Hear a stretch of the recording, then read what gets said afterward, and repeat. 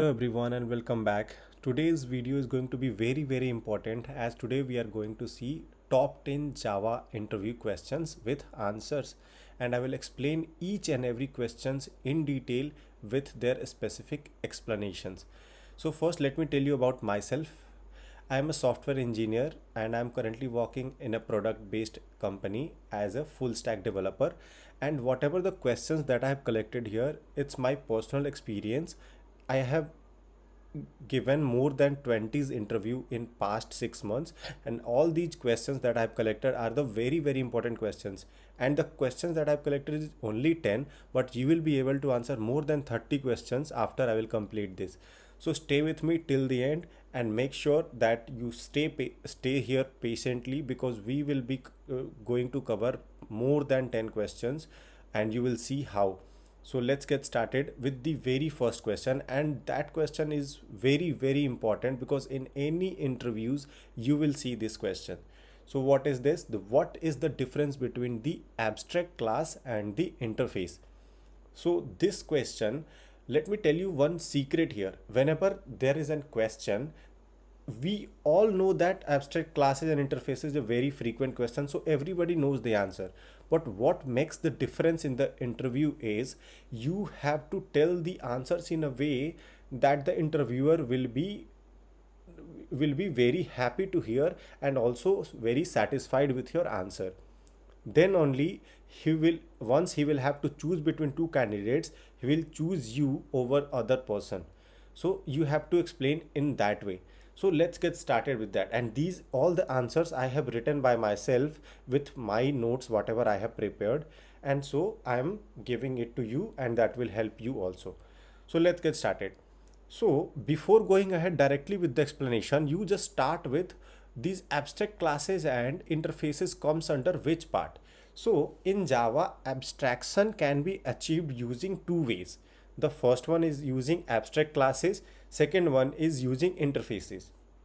Now, using abstract classes, we can achieve abstraction from 0 to 100%, because abstract classes can have abstract methods, constructors and normal methods as well. Okay, and abstract methods does not have a body. We cannot create an object of an abstract class. So these points if you mention, the interviewer will know that okay, you are very much familiar with the abstract classes. Now moving on to the interfaces. Using interfaces we can achieve 100% abstraction, as interfaces are fully abstract. What it means fully abstract? All methods inside interface are implicitly public and abstract. Okay, and all the fields that are present in the interface are implicitly public, static and final. Okay, we can achieve multiple inheritance using interfaces. That is also very important point. Starting from Java 8, we can also have static and default methods in interfaces. Once you will mention this line, now interviewer will know that you are also familiar with Java 8, and that is a very good sign. Now, as soon as you will mention this, the second question you will get is this one. So, if you'll mention this, you are also forcing your interviewer to go ahead and ask the Java 8 questions, and you will be ready for that. So that is another trick also, to push your interviewer to go ahead and ask this question. Okay, so now as soon as you will mention this, the interviewer is going to ask why static and default methods was introduced in interfaces. Okay, so you can start saying that static and default methods were introduced in Java 8. This is our second question. Why static and default method was introduced? So static and default methods were introduced in Java 8. This is the first thing. Now, it enables us to add additional functionality without breaking the existing flow. Earlier, before Java 8, only abstract methods were allowed in interfaces, and that was very tightly. Suppose we have one interface and there are 10 subclasses or 20 classes that is implementing that, and if we need to make any changes in the interface, all the classes will have to implement that, and that will break the flow. So that is why static and default methods were introduced. Now, default and static methods have method body. Okay. All right. This is the first thing. Default methods can be overridden, but static methods can't be overridden. All right. Remember these points. If static method is present in interface and same static method is present in implementation class also, so suppose we have one interface and one class implementing that interface and both has one static method with the same name, then there will not be any error. As we see, this line says that a static method cannot be overridden.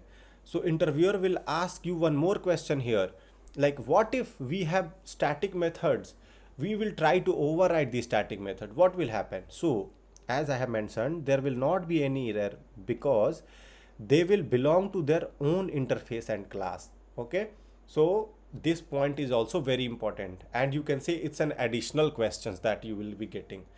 They can ask you this also. Now many people get confused in this also, and even if they people know this answer, they don't tell in a way that interviewer will be convinced properly. So let's get started with this also. Final, finally, and finalize, what is the difference exactly? Now let's start with the final. Final is a keyword, okay, which we use with class, methods, and variables.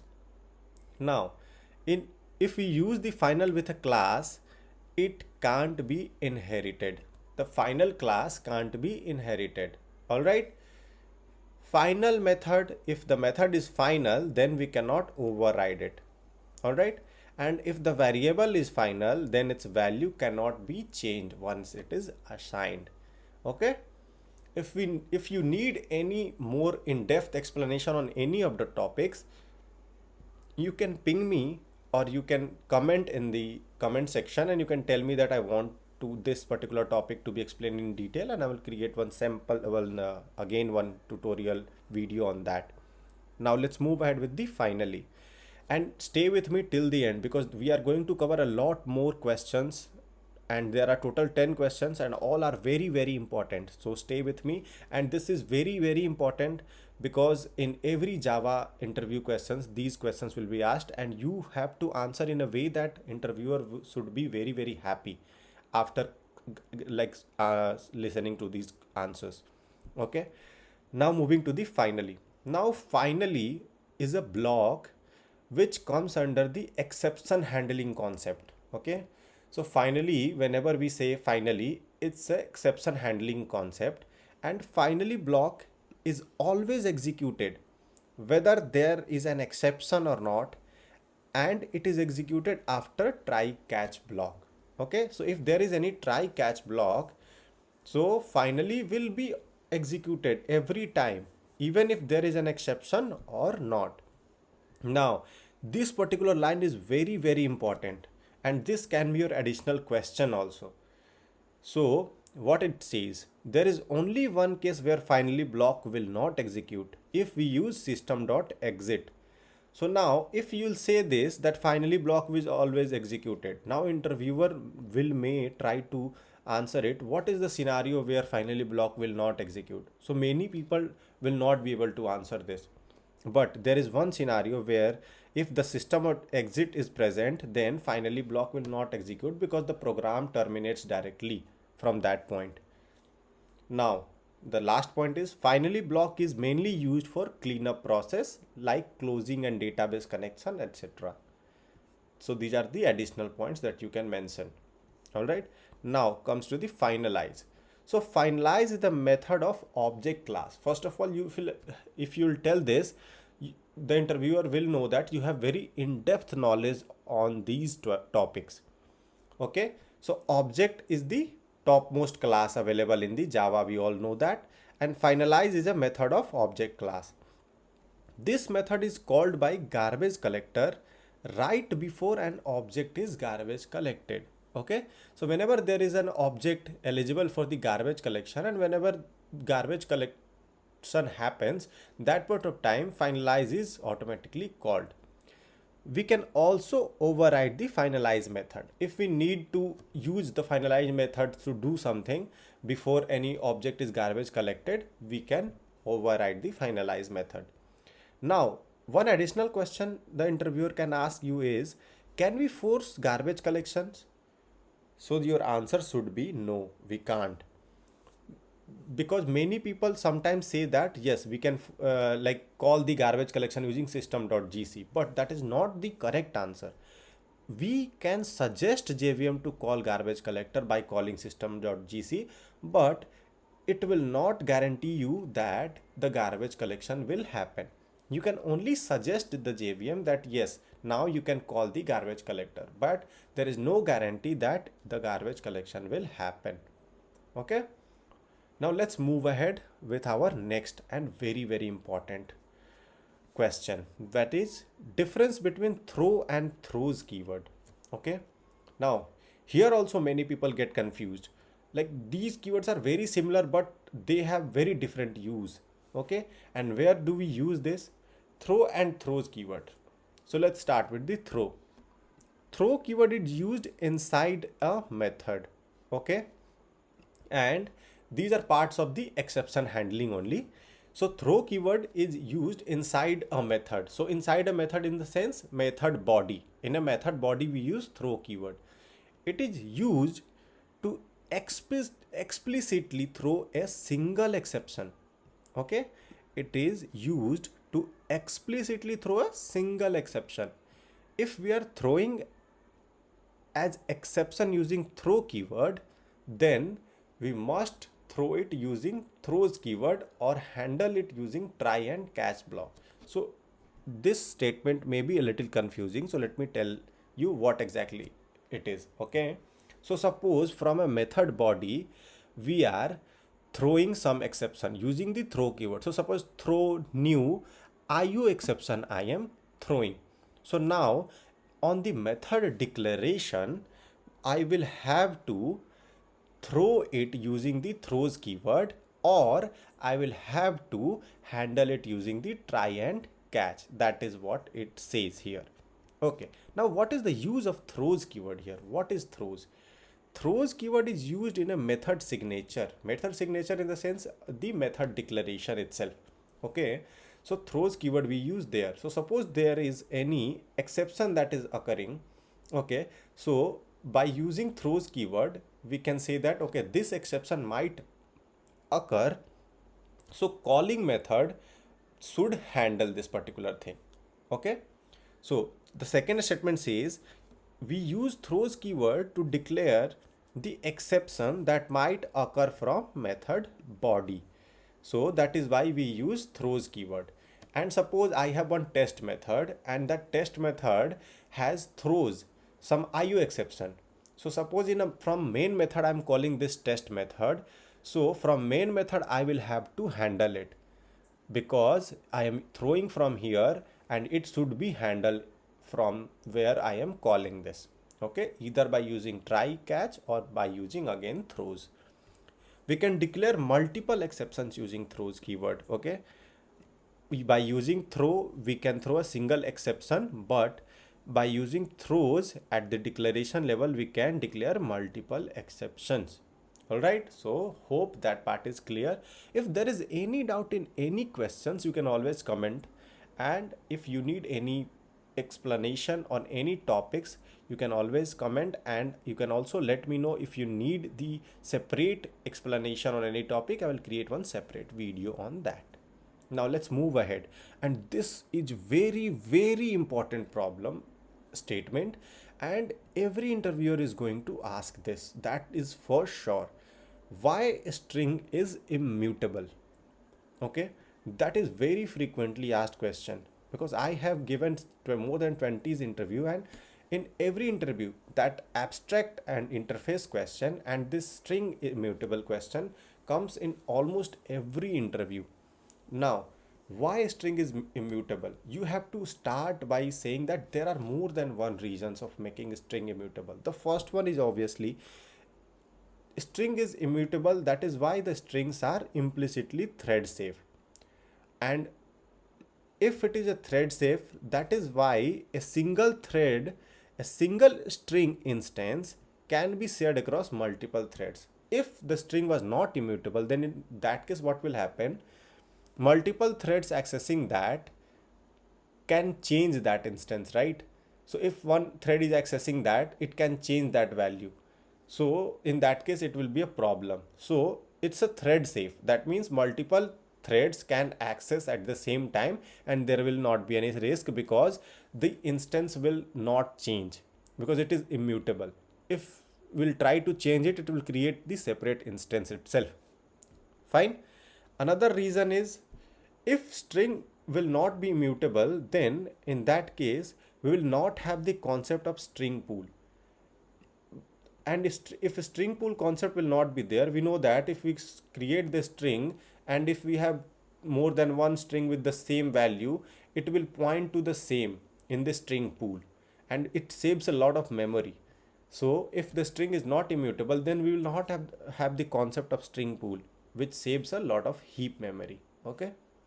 Now another reason is also security. In databases, we all know that we pass values as a string. In many like username, password, many things we pass in a string.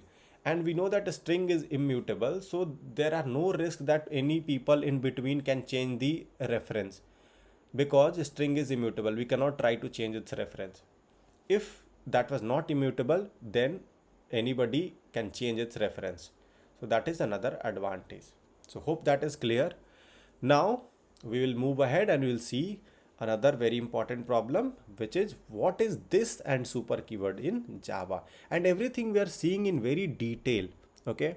So you will have that confidence while you are explaining this that okay, interviewer will be very satisfied with your answer and you will be very sure of if interviewer is asking 12 questions and you have given 10 questions correctly, you will be sure that okay, interviewer will be very satisfied with my 10 answers at least and you will get selected in that.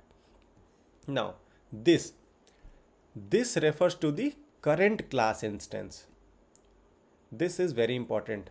This refers to the current class instance and it is used to call the constructor of the same class. Okay, remember these points. It is used to call the constructor of the same class. Now, if using this inside a constructor, it should be the first line. Okay. So this method we use in constructor chaining. So suppose I have constructor overloading in my program and I need to call one constructor from the another. In that case, we use this. Okay, suppose I need to call the parameterize. So I'll pass some parameters inside this only. And it should be the first line. This is very, very important. All right. Now super. Super refers to the current instance of the parent class. Okay. See, it is the current instance of the same class, but here it's the current instance of the parent class. Now it is used to call the parent class constructor. Okay, super is used to call the parent class constructor. If using super, again, if using super, it should be first line. It should be the first line. And this last line is very, very important. This and super can't be used together. This also interviewer sometimes ask it separately. Once you will answer this, the interviewer will ask that can we use this and super in a constructor or in a method? So we will say that no, we cannot use this and super together. Okay. Now we all know that there are many Java 8 things like the static and static methods in interfaces and all we have discussed. So interviewer you will ask, so what are the top 5 features that you can tell me in Java 8 that is added? So now you have to pick some top questions and you will have to answer these. Okay. So there you start saying that there are many features that were introduced. Obviously there are many. So I have picked some 5 very, very important. I will explain you that. So some of the most important and frequently used features are, and you have to name it and give some 2-3 lines about that, not much, because if interviewer has to ask anything in detail, they will go ahead and they will ask. And if you need any explanation in detail, suppose stream API lambda expression, you can let me know and I will create one separate video on that. All right. So the first one is very important here is the stream API. In Java 8, stream API was introduced to handle collections of objects. Okay, it provides various methods to write clean and concise code. So using stream API, we can write, suppose if we need to do some sorting, then again apply some max min and all. In using stream API, we can do it in a one line, and that is very uh, clean and concise. Okay. Now the second thing is lambda expression. Now lambda expression is a kind of it provides a very short and clean way to writing the code. Okay. Lambda is very useful when we are dealing with collections, and it is used to provide the implementation of functional interface also. Okay. So here also only in brief, if I'll have to tell you what exactly is the functional interface, it's basically a interface having only one abstract method. If you need anything in detail, you can always comment and let me know. All right. Default and static I have mentioned here, but explanation I have already provided above, so I'm not going ahead with the explanation now. Datetime API. Datetime API also were a newly datetime API was introduced in Java 8, and there were many classes that was added in this API, and this datetime API is very long. So if you need any in-depth explanation or any video on that, you can always let me know. And this comes under which package? Date.time package. So some basic introduction you can provide to the interviewer. For each method. This for each is very useful to iterate over a collections. When we are dealing with collection, using this for each is very important. It takes a single parameter, which is a functional interface again. Fine. Now, this is a very simple, but sometimes people don't remember this, and use like interviewer will try to trick you with that question. Okay. So don't forget and remember this. This is not very important, but this is important because you should know this concept. Okay. So what is autoboxing versus unboxing in Java? So autoboxing is conversion from primitive type to its corresponding wrapper type is called autoboxing. Remember, primitive to wrapper is called autoboxing. Suppose from integer to integer, double to double. So that is called conversion from primitive to wrapper. It's called autoboxing. Now unboxing is the other way around. Conversion from wrapper type to its corresponding primitive type is called unboxing. Okay. So suppose integer to int, float to float. Okay. And this is very helpful to write the cleaner code. All right. Now this also is very important. And why very important? The way you will explain this question matters a lot. That is why I have provided a very in-depth explanation. So don't forget to like, share and subscribe, because I am going to bring this type of video every time. So let's get started with this question. What is overloading and overriding? Everyone knows and everyone will answer this, but the way you have to explain, as I told you, is very important. And how you approach it is very important in your interview.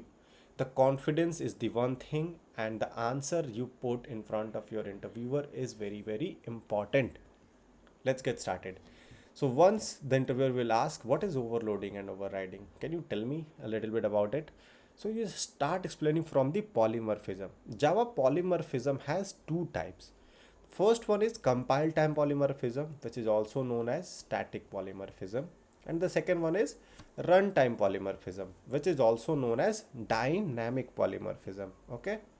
Now, compile time polymorphism is achieved using overloading. Compile time polymorphism is achieved using overloading.